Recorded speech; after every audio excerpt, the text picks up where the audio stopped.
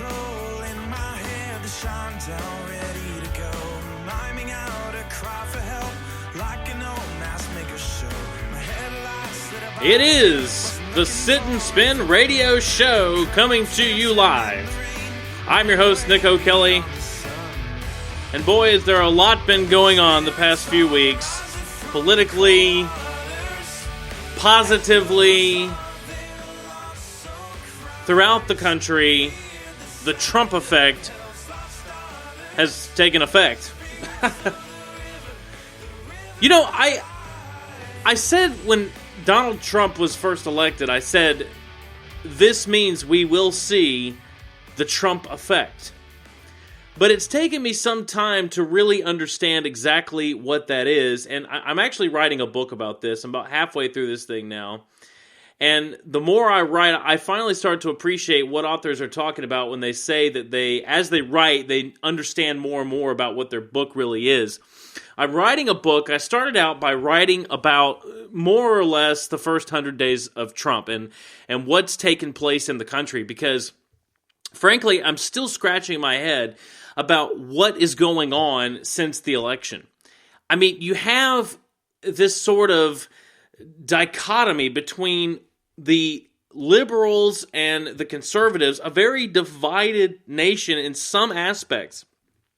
But in other aspects, it seems like the nation has really sort of come together. And it's so strange. I have a hard time, like I said, grasping what I'm watching. I mean, just the other night, Stephen Colbert. Listen, I used to like the Colbert Report. I did. I even though I understood at the time that it was a farce, that he was an actor, that it wasn't a real show, that writers were doing it. I mean, at the same time, when he interviewed people on that show, he did interview them without teleprompters.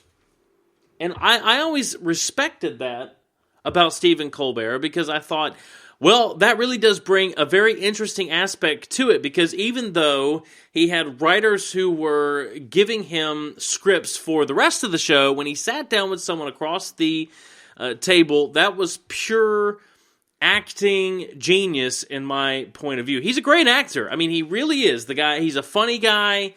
He stands well on his 2 feet. He thinks very fast, and that's important if you're an actor. But now that he has this new late-night show, in some ways, it has grown him as a presence, and in other ways, this new liberal, just a very strong attack on the presidency is very strange to watch.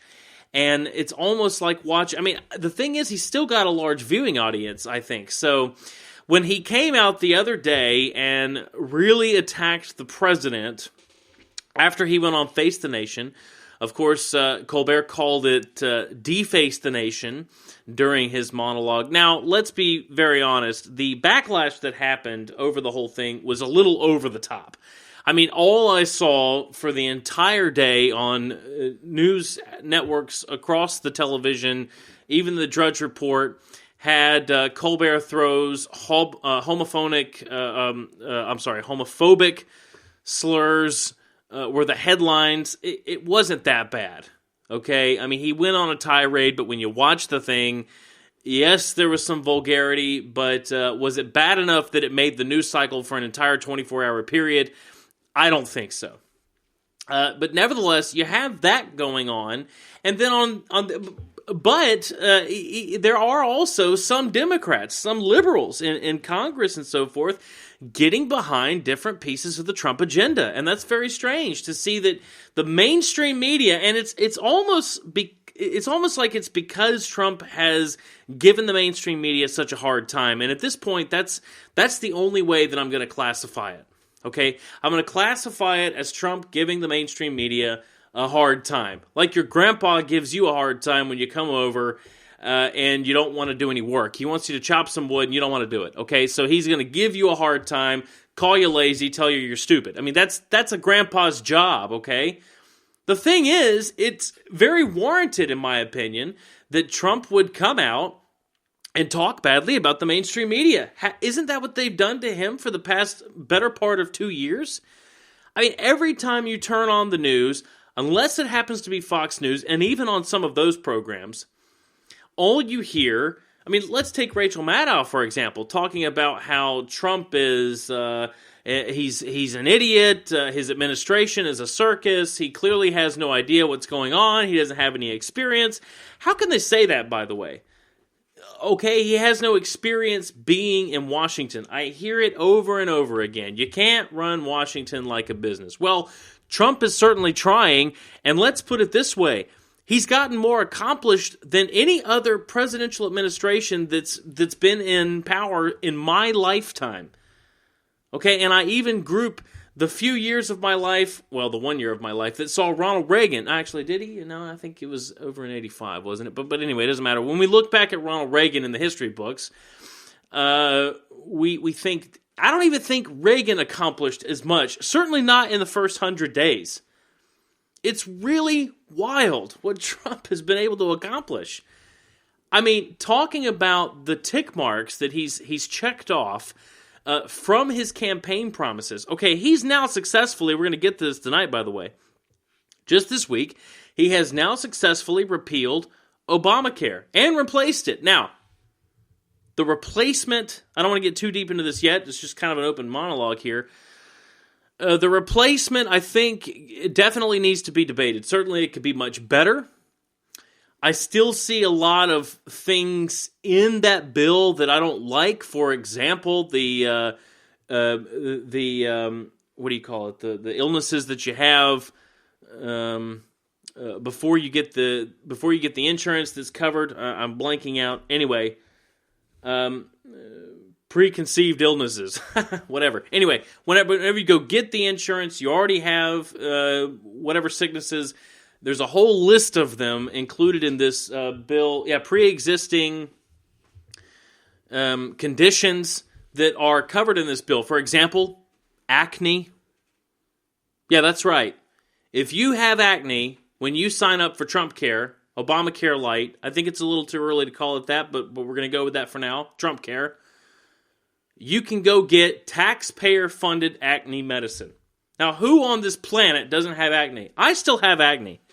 And I'm going to tell you something, it's really starting to bug the crap out of me, because when I was a teenager, I had pretty bad acne. I mean, it wasn't the worst in the world. You know, I didn't have all the bad words and things called at me because of all my pimples, but nevertheless, I had the acne, I struggled with it. Yes, I took Accutane. I did not try to commit suicide or fly a plane into a building. Although that happened in Florida, and they blamed it on Accutane. I still can't get over that. I did, however, have to go get my blood drawn every few weeks. It was wild. I mean, the doctor was asking me about my psychological state when I would go in for these checkups, just because I was on a pill for acne. I mean, can you believe this? The kinds of things they subjected kids to. Anyway, it worked for me, okay? I tried everything as a kid. I mean, I had my face frozen with nitrogen.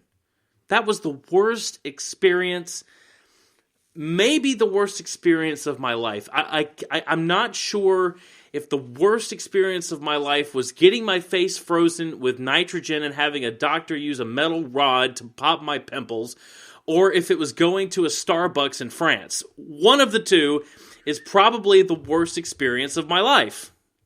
Nevertheless, it didn't work. I mean, I'm sitting there thinking, the guy is rubbing literal Q-tips covered in nitrogen on my face. My face was frozen, like I'm in carbonite. And then he's poking me with a stick, a metal stick. This is a doctor, okay? Or at least he called himself a doctor. These days I start to question myself. Nevertheless, it didn't work.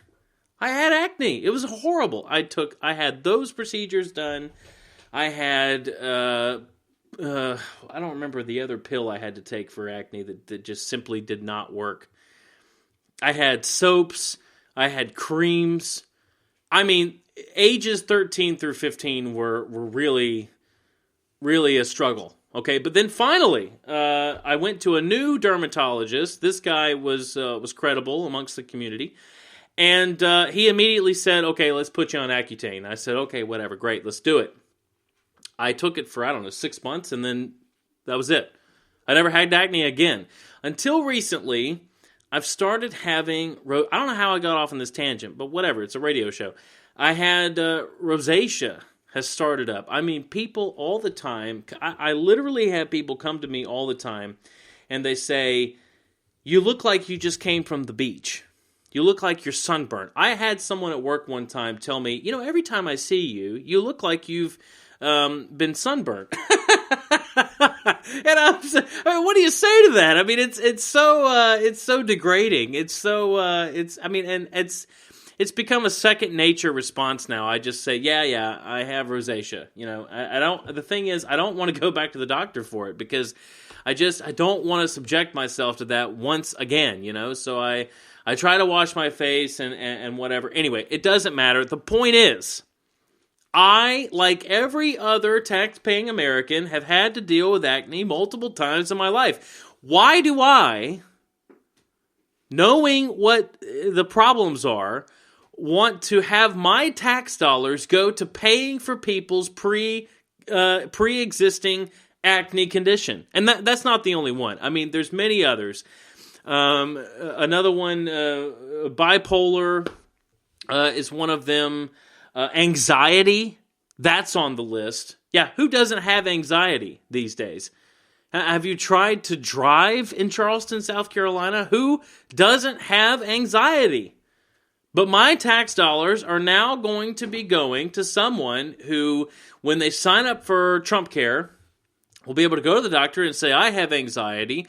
He's going to put them on Oxycontin or whatever it is, and then I have to pay for that. So listen, these are just simple examples, but nevertheless, it's something that's going to be negotiated. Now, if our Congress would do their job, then I could have some confidence in the fact that they would go, and that's the thing. Trump said, I want this thing repealed and replaced in my first 100 days. Now, I think it happened in the first 105 days, but nevertheless, that's pretty impressive. Even though he knew that by replacing it, basically what happened was Congress said, we're not just repealing it. We will repeal it and replace it, but we're not just going to repeal it. And so Trump has started getting to work in negotiating. This is something that Obama never did. Obama just sat in the White House and complained about the fact that people wouldn't push through his agendas. And so with his pen and his cell phone, he pushed through all of these executive orders that were unconstitutional, which, by the way, no circuit court judges turned down. I mean, Trump has tried to push the travel ban through now, is it 2 or 3 times? And every time the liberal court over in California, if there is an Oregon, has struck it down, being unconstitutional. That's a travel ban from countries, 7 countries on the list, that the Obama administration named as terrorist threats that were dangerous. Okay, Trump didn't name these countries. This has been in place for years, and yet we still can't get a travel ban pushed through. But no circuit court ever pushed down any executive orders from Obama, or at least very little during his 8 years. He just sat there and complained about how the Republicans didn't want to work with him. Well, Trump is very different, and we see that on so many different levels. We saw it when he shot the missiles off in Syria.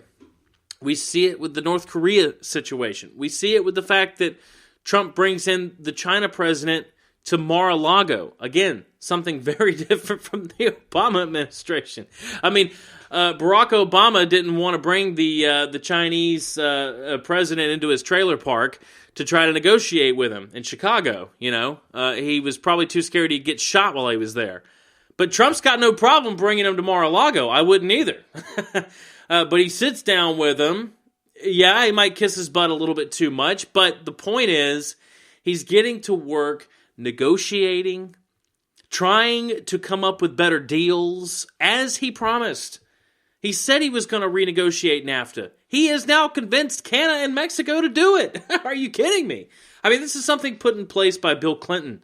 Think about how long that is. Now, I don't want to feel old myself, but at this point, even I, say that NAFTA has been in for quite some time. Never once have they talked about renegotiating this deal, which has sucked our manufacturing industry dry in America. How many manufacturing jobs exist in Detroit right now? You have NAFTA to thank for that. And Trump, in his first 100 days, has convinced Mexico and Canada to start the process of renegotiating this. That's extremely impressive. It took Obama, it didn't take him long, really, to put Obamacare through, but the Republicans, for almost, I'd say the majority of 8 years, I feel comfortable making that statement, for the majority of 8 years, the Republicans talked about repealing Obamacare, because obviously Obama got up on stage so many times, we've talked about it in this show many, many times, and said that if you wanted to keep your doctor, you could keep him. Obviously, that was a lie. He talked about how the premiums would go down. They've tripled. I mean, my premiums have literally tripled. That's not a lie. That's not an exaggeration. My own company, where I have insurance through, started out by absorbing the increase in premiums the very first year because the increase was rather small. That increase, which was small the first year, over doubled the second year, and they had to start lovingly passing some of those premiums on to us as well. I mean, what can you do? It's not really their fault. They can't afford it. I mean, this is the kind of stuff we're talking about. It has shut down insurance companies across the board, which was the whole goal. I mean, the whole idea was to centralize healthcare. This is a Nazi program, a globalist agenda. It's nothing new. You know, the liberals are praising his name and bowing down and saying, praise be to Obama. You got the little kids praying to his name. You can look it up on YouTube where he says, he's praying. He says, thank you, Obama, for all the great stuff, He did that in order to take the profits, centralize it to the federal government, take the profits, and ship them overseas to foreign special interests. This was the goal. Pretty successful, in my opinion. I talk about this in my book, that past administrations are in general very successful, like the agenda with the Afghanistan war from Bush, creating the boogeyman. After Saudi Arabia attacked the World Trade Center, Bush went to war with Afghanistan. We still don't really understand that.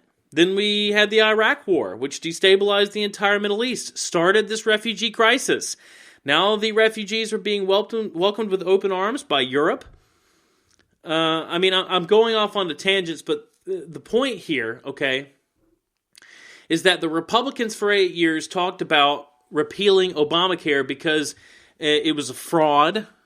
It wasn't good for the country or the economy or healthcare in general. It wasn't anything about healthcare. It was about profits to the federal government, which could then be parlayed into paying off blackmail money, basically, by our loving congressmen who've been bought off by lobbyists. The point is, in 100 days, basically, Trump has successfully repealed it. Now, how did he do that? I mean, that's my. I think that's might be the point of this show here. Is what has Trump offered us that has allowed something like this to take place? I think he's offered us a fresh opinion outside of the system. Now, I think it's very important because now Trump is starting to be criticized by his base, by the people who in general helped put him in office and are starting to feel as though they have been double-crossed, perhaps. You wouldn't know it by listening to Fox News, by the way. I'm talking about the real conservative base, the people that I respect, okay? The alternative media.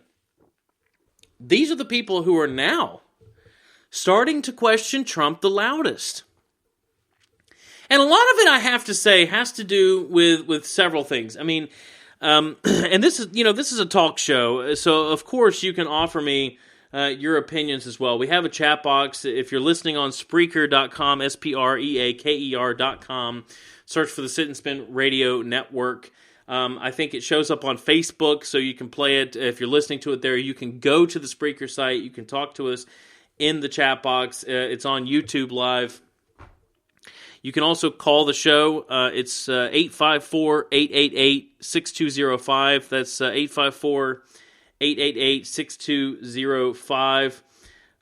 I will actually put that number into the chat box. So if you want to call the show, you can let us know what your opinions are directly. Debate me. Talk to me about what you think here.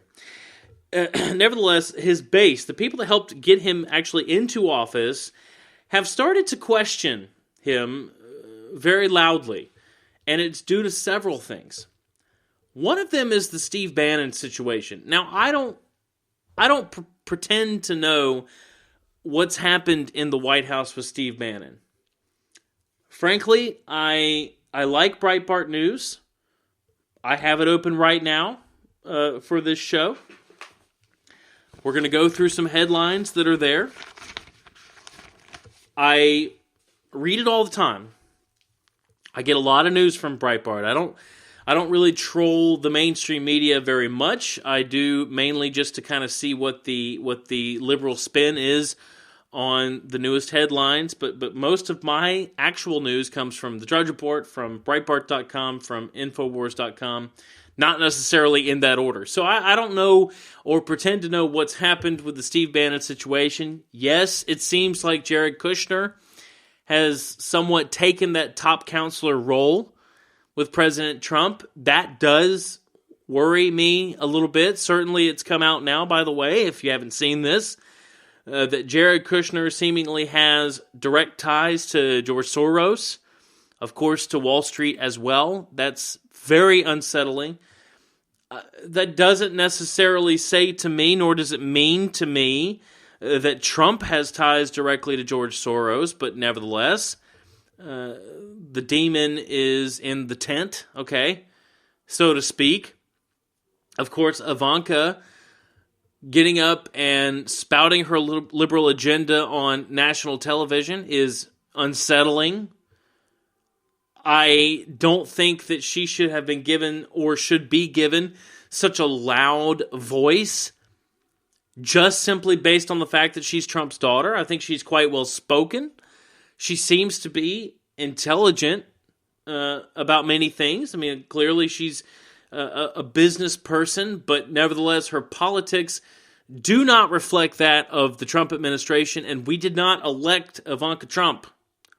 We did not elect her liberal agenda into the White House, talking about how we need to now accept more refugees because of how many there are in Europe.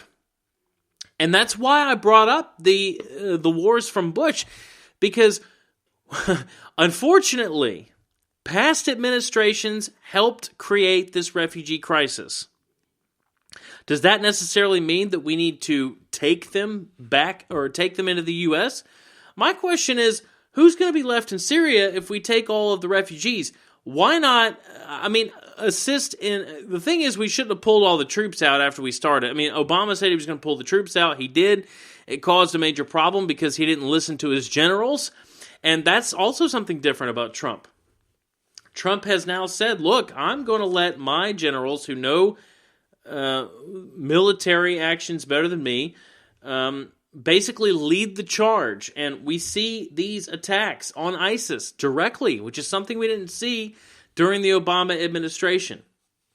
He dropped the mother of all bombs on the ISIS network tunnels. That was very impressive in my opinion.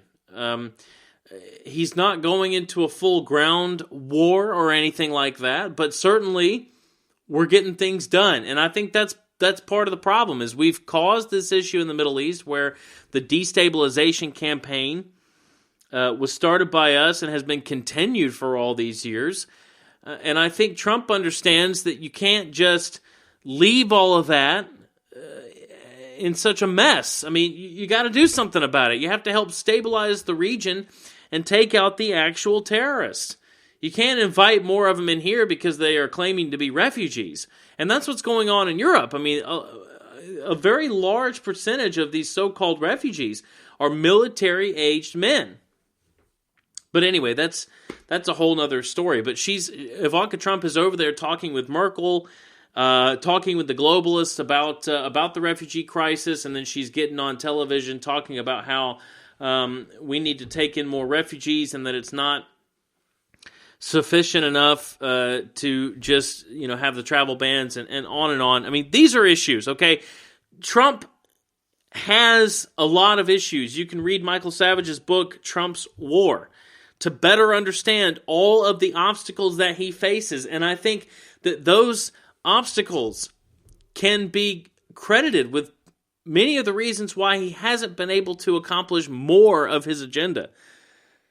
Steve Bannon tweeted out, or it wasn't him that tweeted it, but a rabbi visited him, and a picture got tweeted out from Steve Bannon's office of his whiteboard with all of the campaign promises listed on that whiteboard, some of them also even checked off, things that Trump has actually accomplished during these first 100 days. It's very impressive. And so in these ways, I think that we need to take a collective chill pill. Because like I said, it started with the liberal left being completely against Trump being elected. It's turned into the mainstream media continuing that circus of bashing against Trump. But now it's even being fueled by some people in his base criticizing him so loudly because of, for example, Trumpcare not necessarily having all the things in it that we would prefer to see. The Republicans, the Congress pushed through a new budget plan, which was very disappointing. They did not defund Planned Parenthood. There is a lot of money going overseas to set up infrastructure overseas. It was a very expensive budget that was pushed through. These are things that Trump is going to have to work on going forward, but I think we need to remember that it's still only the first 100 days. He has brought trillions into the stock markets. He has brought thousands of jobs to the country. He has proposed a tax plan which offers a lot of tax cuts. I mean, there are also things in this tax plan which probably need to be improved upon. But nevertheless, it's a very aggressive, historic tax plan, the likes of which we haven't seen since the Reagan era. He did skip the correspondence dinner and held a rally instead with the American people. These are the things that I like about Trump, and I think that it really goes to show that how Trump has managed to instill the Trump effect in America is collective optimism. I want to coin the phrase. I mean, it's not really a new phrase, but I want to coin it anyway. And this is what my book is kind of started out being about here is what has Trump done? And I think that he has created a collective optimism. Let's think about it. From the last presidential administrations. What happened with Bush? Well, it was collective hatred with Bush against the Middle East. We had 9/11 happen. The Bush administration, bare minimum, stood down to allow that to happen. He went to war with the wrong country. And what did that start? Well, that started a lot of pseudo-patriotism, I would say. Pseudo-patriotism. Because we all hated the Middle East in America. Well, that may drive an optimistic nature in the country for some time. But just how long can collective hatred keep a people happy? Then we had the Obama administration. We had the crash of 2008. We had Obama spouting racial division from the White House on a regular basis. His terms ending with basically a racial divide in America that we haven't seen in decades. Again, collective hatred being promoted by that presidential administration. He stands up there and says that, we all need to come together. But then when the hands up, don't shoot slogan was started, when the Black Lives Matter people were rioting and tearing apart cities in Baltimore, in Ferguson, in Florida, what was the president doing? Was he calling for an end to the violence, or was he saying that the police force needed to be reformed because they were clearly racist? Well, I think it was the latter. So I think with Trump, we finally see something very different in America, and it's this feeling of collective optimism. He actually represents the people. He may be a billionaire, but the guy is a blue-collar billionaire. He cares about people. He wants to see people succeed.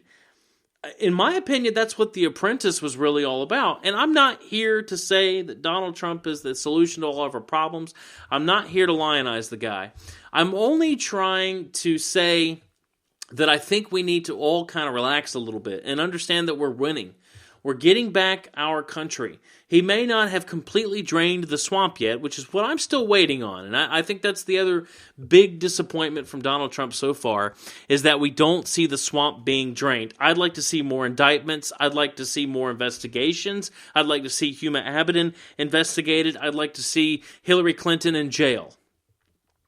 Nevertheless, I think that the new Attorney General, Jeff Sessions, is doing a bang-up job. He's going after the MS-13 gang. I think that we see a huge reduction in illegal immigration to the country. Again, another campaign promise. We see the border wall going forward. Even if the taxpayers have to pay for it, I'll pay for it. The thing is, it's not very expensive. I'll pay for it. I don't care if Mexico pays for it or not. But he's already convinced Mexico and Canada to renegotiate NAFTA. How do we know that he's not going to get them to pay for that wall, by God? I've said all that to say, and I think that's my opening monologue here, that let's all take a deep breath, okay? The first 100 days of Trump are finished. I think it's been extremely successful for the libertarians, for the Republicans, and I'm talking about the real Republicans, the people who care about this country being a constitutional republic. There are still a lot of obstacles, and there are still a lot of things for Trump to overcome. One of those things is censorship, and he's feeling it himself. So let's hang on to the collective optimism, and let's move forward to try to support our president and continue to hold his feet to the fire, okay? But let's realize that we have had a lot of wins, and I think he's going to continue doing just that. Now, let's get into some news, okay? Trump is starting to feel censorship as well, himself, on the First Amendment, okay? Because the White House, and rightly so, has come out with an ad. It's almost like watching a campaign ad. Because the one thing that you really don't see in the mainstream media when it comes to Trump, you see a lot about Trump. Most of it's negative. But the one thing you don't see is the fact that there is a lot of good coming out of the Trump administration. And so to try to combat that, the Trump White House has come out with an ad, okay? Trump's first 100 days. I'm going to play it here, which is now being censored by the mainstream media, believe it or not. Let's take a listen to what Trump has to say. Peaceful transfer of power. The 45th president of the United States is now Donald J. Trump. He said, "I will fight for you with every breath in my body, and I will never let you down." We do have some breaking news because while it is about celebration, it is also now about policy. Oh, that's right, Aaron. President Trump went right to work. He went right into the Oval Office shortly after he departed from the... Is day two going to be as busy as day one? He met with business leaders. He met with union leaders. He signed a bunch of stuff. He fulfilled some campaign promises. What's left? The pace over the past 10 days has been astronomical. Everybody in official Washington I talked to said, I cannot believe he's only been president for 10 days. Dan, I think you got to admit they did a pretty impressive job rolling out this nomination. This is how it's supposed to be done. I mean, this is done to the T. Actually, even more so than we've seen in the past. We're seeing the markets react positively. It is better than expected. Consumer confidence rocketing to a 16-year high. Healthy job growth again for the month of February. So is this the Trump effect? Oh, I think it is. I think there's no question that employers like Donald Trump a lot in his agenda, and I think the fact that he's just more pro-business from the previous administration. The Dow still nearing all-time highs, just finishing the longest quarterly winning streak in 10 years. It was by far the best speech I've ever heard Donald Trump give. It was one of the best speeches in that setting I've ever heard any president give. He's repairing relationships with Egypt as well as with Saudi Arabia and the Gulf states. You know, they saw Trump yesterday talk about Iran violating the spirit of the nuclear deal. So this is clearly part of a long-term strategy to reorient American foreign policy. The bottom line is he's done well. He has done a lot of the things that he promised, like appointing a Supreme Court judge, like getting out of the Trans-Pacific Partnership, like cutting regulation. He's done a really good job. Well, he's pretty close to perfect, Sean. I'm serious. He has done more than any president in recent history, certainly in the last half century, in the first 98 days of his presidency. I am asking all citizens to embrace this renewal of the American spirit. I am asking all members of Congress to join me in dreaming big and bold and daring things for our country. I am asking everyone watching tonight to seize this moment, believe in yourselves, believe in your future, and believe once more in America. Thank you, God bless you, and God bless the United States.